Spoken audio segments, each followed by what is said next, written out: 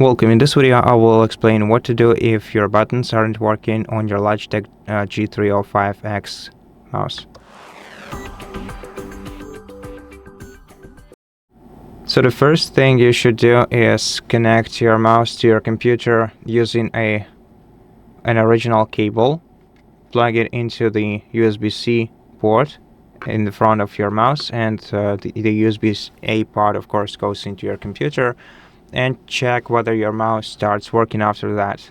If so, you're gonna have to repair your mouse, and we actually have a separate video on our channel on how to do that, which is titled "Fix the Logitech G305 X Not Detected by G-Hub."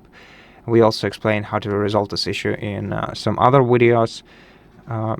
And if after the repairing your mouse is still not responding, or maybe it's not responding even if it's connected by the cable, then the only thing that's left to do for you is disabling this mouse like this. Then you're gonna have to unscrew each screw you have on the bottom panel, disassemble your mouse, and use cotton pads with isopropyl alcohol as well as some compressed air to clean the entire insides of your mouse from any dust and debris that could have got stuck between its parts. And after that, your mouse should start working properly if you are careful enough not to break it.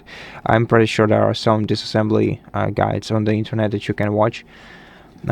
And yeah, if your mouse doesn't start working even after the cleaning, then you should definitely reach out to Logitech customer support service and tell them about this issue, and most probably get your mouse repaired or replaced by them.